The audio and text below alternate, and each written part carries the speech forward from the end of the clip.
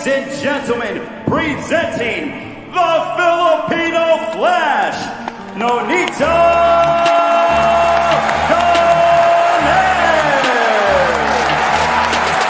De Santiago de Chile, Andres Campo. At heto na nga, ang nag-iisang The Filipino Flash Nonito Donaire Jr. muli nang magbabalik sa ibabaw ng ring.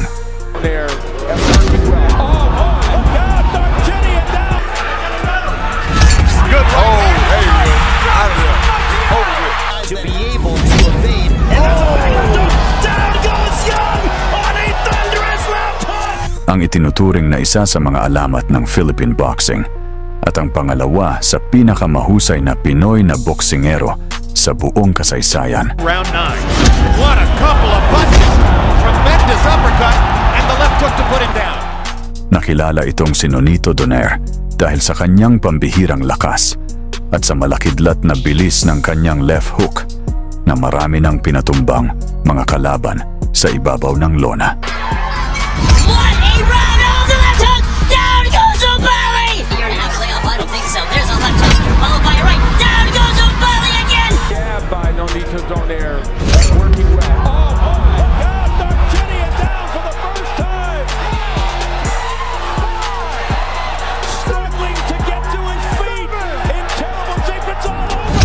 It's all over! Nonito Donaire has put the monstrous upset! Kaya naman nanalo siya ng maraming kampyonato sa 4 na magkakaibang divisyon. At ngayon, sa kabila ng edad nito na 42 years old, ay tila ba hindi pa rin siya handang isarado ang huling pahina ng kanyang karera. Dahil ngayong darating na linggo ay nakatakda siyang muling umakyat sa ibabaw ng boxing ring kontra sa mas batang boksingero na si Andres Campos ng bansang Chile na may edad lamang na 28 anyos. Paglalabanan nila ang bakanteng WBA Interim Bantamweight World Title na gaganapin doon sa bansang Argentina. At dahil sa edad ng ating pambato na 42 ay naging dehado siya sa laban nato.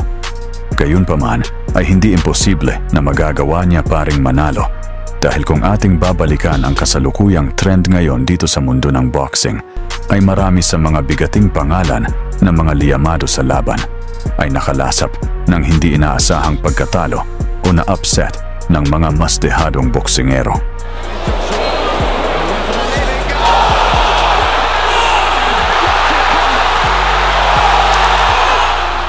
Kaya naman, hindi rin malayong mangyari na magagawa ding ma-upset ni Donaire ang mas batang kalaban.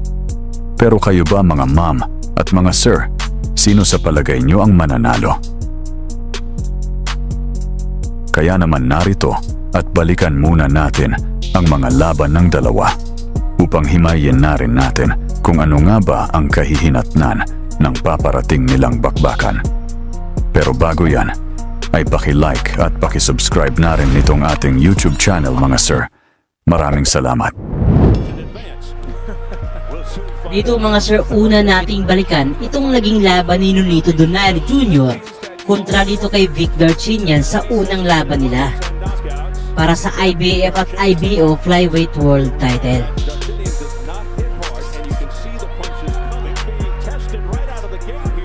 Dito sa laban na to, undefeated pa itong si Darchinian eh.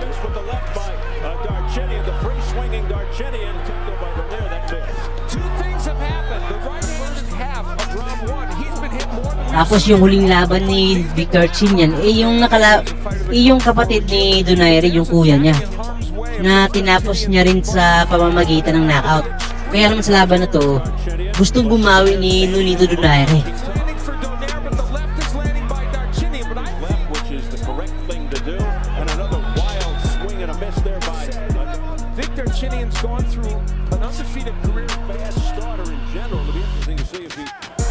Yun. Dito pa lang nagagawa ng makapagpatama ng kanyang counter left hook. Ayun, oh. Itong si Donaire dito sa pasugod na atake nitong si Vic Darchinian.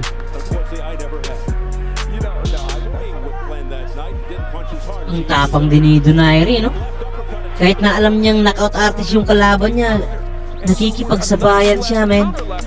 Tira yung replay. Ang ganda ng counter left hook na yun. Sakto sa ulo ni Darchin yung tumama. Round 2 na tayo. Yun, yung left hook na naman yung tumama. Ang bilis, hindi makita ng kalaban niya, no? Yun, tumama na naman yung counter left hook. Parang nasaktan si Victor Chin yan dun, ah. Yung pasugod niya kasi na atake, open na open eh. Kaya sakto talaga yung left hook ni Donaire na counter. Tuwing pumapasok yung si The Raging Bull.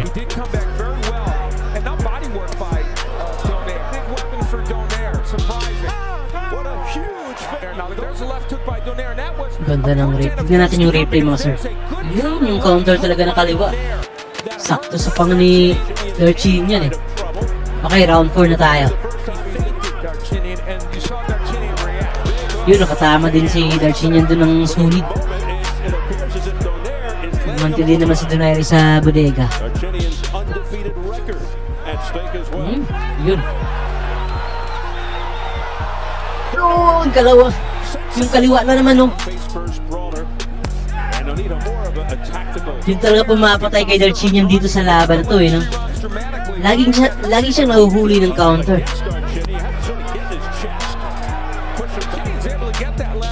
Mas mabilis kasi si Donaire dito. Yun, tinama. Uy, umikot. Pinagalitan ng referee, umiikot si Nonito, eh. Yun, nakatama ng bodega.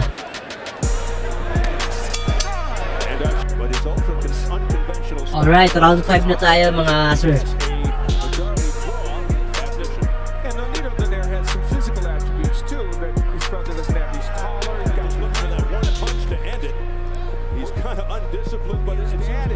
Dito talagang nasukat na ni Donaire yung distansya, eh.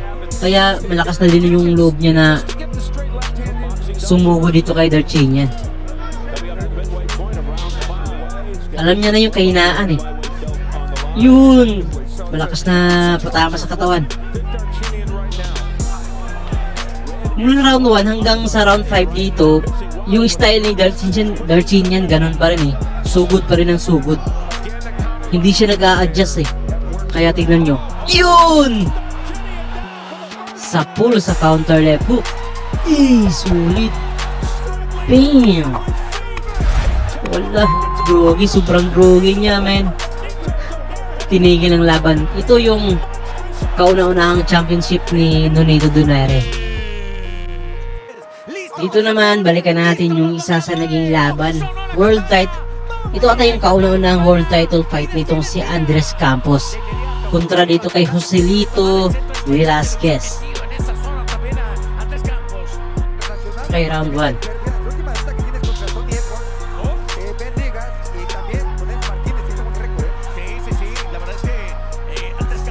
Maliit lang kasi ito si si Campos kasi nasa 5'3 lang ata. Si Donaire nasa 5'7. Kaya lamang na lamang yung kababayan natin sa height tsaka tangkad at saka sa haba ng galamay. Ayun, mukhang nasaktan si Campos dun, ah. Sa left hook yung tumama.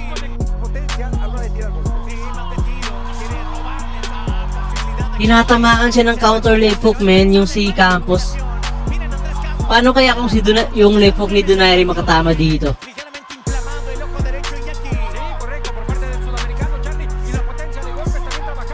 Ayun, no? Ayun, left hook na naman, sulit. At saka uppercut. Naku, may boot, malaki. Ayun!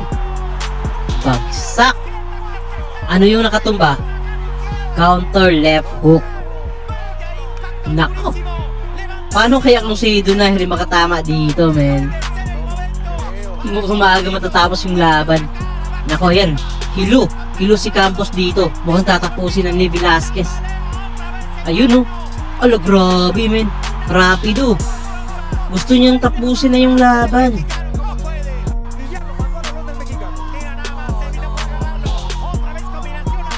Ang ganda din ng left hook nitong si Velasquez, eh. Malakas din talaga. Ayun, mukhang naka-recover pa si Andres Campos dito. Pero kung titignan nyo mga sir, malaki yung butas niya sa depensa itong boxer na to eh. Bukas yung yung kanang bahagi ng mukha niya. Hindi niya natatakpan eh. Prone sa counter left hook. Round 3 na pala tayo. Yun. Ang ganda ng combination ni Velasquez, oh. Balikat sa ulo. Ayun, nakatama din naman ng uppercut si Campos dun.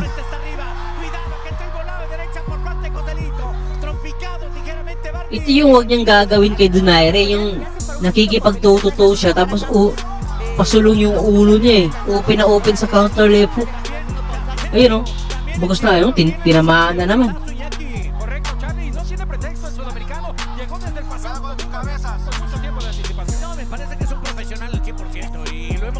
Round 4 na tayo mga sir.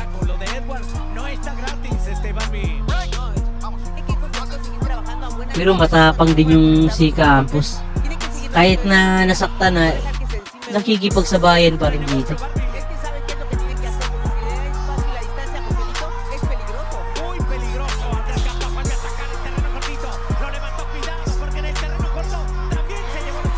Tapang, oh.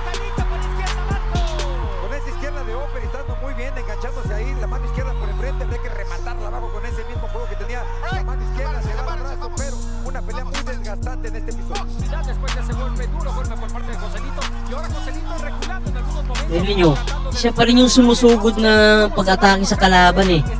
Kahit na natumba na siya kanina. Matapang pala to.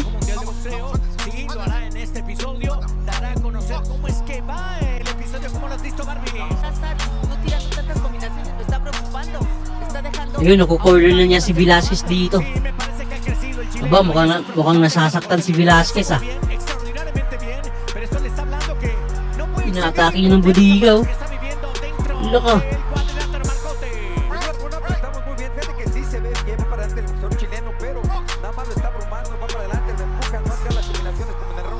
Sumusugod dito si Campos.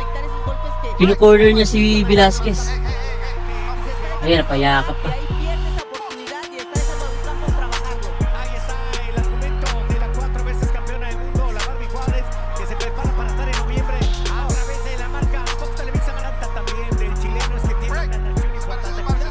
Kasi may siko ba eh. May siningit yung isang siko eh, ang bira. Ayun! Grabe! Left hook na naman! Naku! Bagsak! Ay, wala. Tinigil na ng referee, men. Sabi na yun pala yung weakness nitong boksingerong to, men. Counter left hook. Binaba niya yung depensa niya eh. Ayun.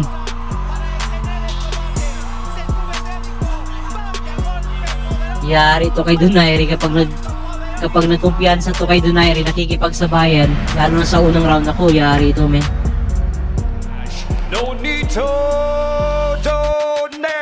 Dito eh, balikan naman natin yung naging laban ni Donaire sa World Boxing Super Series.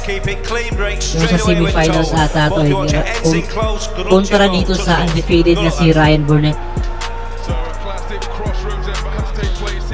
Sa laban na to, underdog din si Donaire.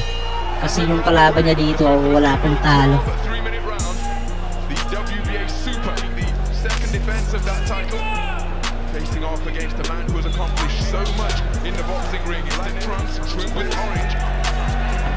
So kagaya ni Campos, eh mas maliit din tong si Burnett kaysa kay Donaire.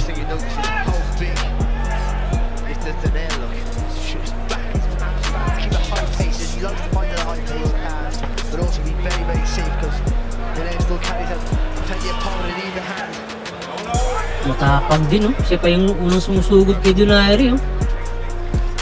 Oh, andito ka na pala sa uling bahagi ng ating video. Ano pang hinihintay mo? Mag-like ka na at i-share na rin ang ating video pagkatapos.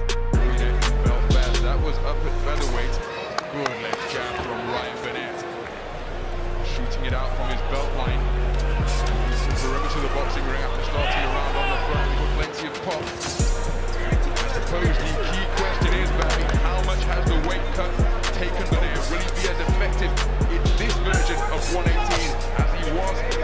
Yun, nakatama ng left hook sa tagiliran si Nonito. Napatras si Burnett dun ah.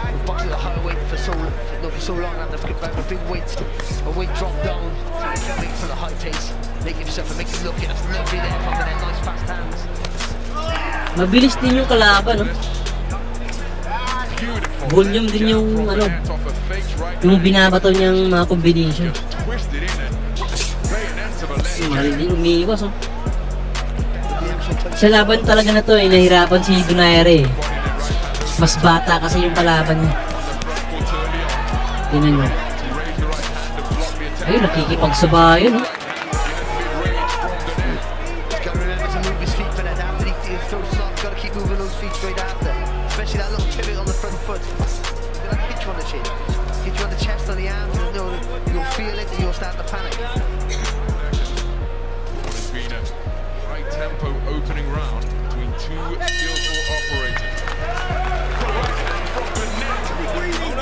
Ayun, nasa round 2 na tayo, mga sir.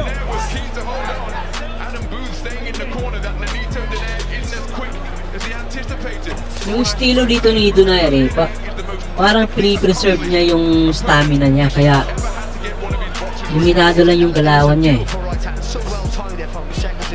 Hindi siya basta-basta na bumabato ng hindi paniguradong tumatama.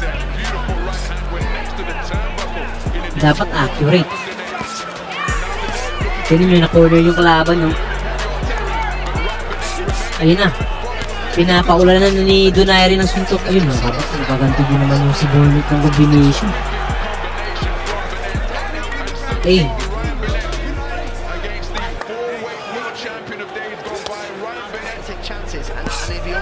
Sigig!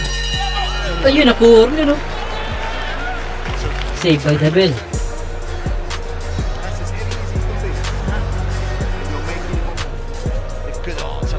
Ay, natinamaan din pala si Donaire ng counter, no?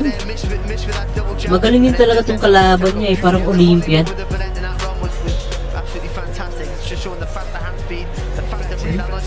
Ganda ng mga combination. Bigig! Suli din yan. Tinamaan si Nonito. Ang kagandahan dito kay Nonito, matibay yung panga.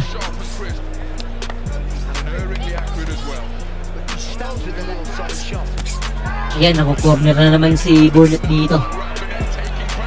Pero ang galing umiwas, men. Oh! Hindi matamaan yung ulo eh. Gigi.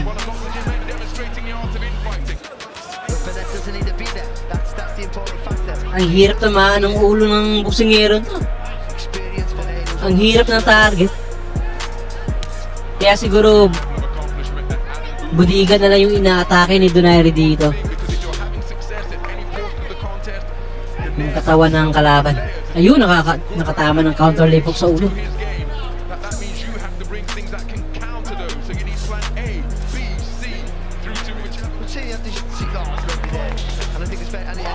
Yun, tinamaan si Donaire ng sulit. Ano po, mukhang nasaktan dun ah.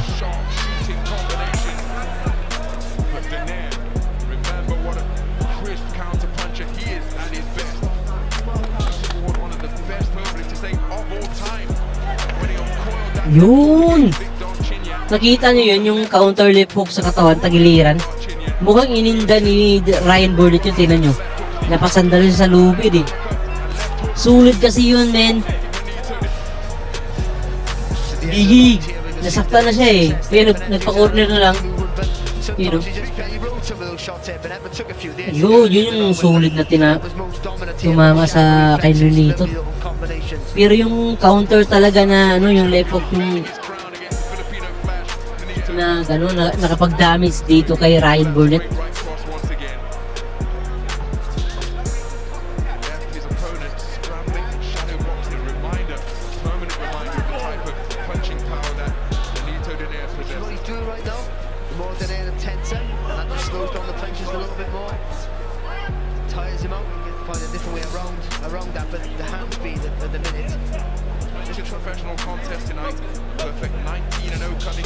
Yun! Ay, di lang sulit yung left hook na yun. Masyadong magalaw kasi itong kalaban. Ayun! Tumalab na yung yung left hook kanina ni Donaire na tumama yung counter. Tumama sa ribs yun eh. Kaya iniinda na ngayon ni Ryan Burnett. Pero nakatayo pa naman. Pero wala, sobrang nasakta na. Wala, tatapusin na ni Nonito dito. Yun! Magkakasunod na sulido. Nasa corner si Ryan Burnett. Nako.